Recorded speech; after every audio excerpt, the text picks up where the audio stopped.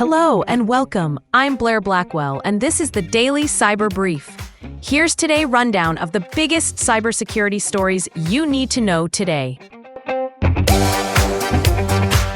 Good morning.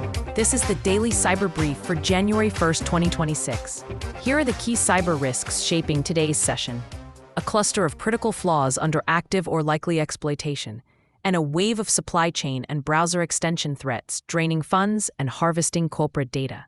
Plus, a notable breach and fresh advisories for industrial systems. We start with vulnerabilities and exploitation. IBM disclosed a critical authentication bypass in API Connect, rated 9.8 on the severity scale, that could let attackers remotely access applications. Singapore's cyber agency also flagged a maximum severity bug in SmarterMail that enables code execution via arbitrary file upload. In the wild, the RondoDocs botnet is abusing a React-to-Shell flaw in Next.js servers to drop malware and cryptominers. And in the public sector, CISA ordered U.S. agencies to remediate the actively exploited MongoBleed issue tied to credential and API key theft. Meanwhile, supply chain and browser extensions remain a soft underbelly. Trust Wallet says a November supply chain incident, dubbed Shai-Hulud, exposed developer GitHub secrets and likely led to its Chrome extension hack, with about $8.5 million stolen. Researchers now report a modified variant of that worm surfacing in the NPM ecosystem, signaling continued experimentation by the actor. On the browser front, a group tracked as Dark Spectre is linked to multiple malicious extension campaigns across Chrome, Edge, and Firefox that collectively impacted millions of users. In a separate finding, Zoom Stealer extensions harvested details of online meetings, from URLs and IDs to topics and embedded passwords, across an estimated 2.2 million installs. Turning to incidents and policy, the European Space Agency confirmed a breach of external servers holding unclassified information tied to collaborative engineering. And for operators of industrial and medical adjacent systems, CISA released 2 new ICS advisories, including one affecting Will C2 wheelchairs and another update for Aziotech DAQ Factory, with technical details and mitigations. What does this mean for organizations? API providers and any teams exposing gateways or management consoles face elevated risk from authentication bypass and input handling bugs.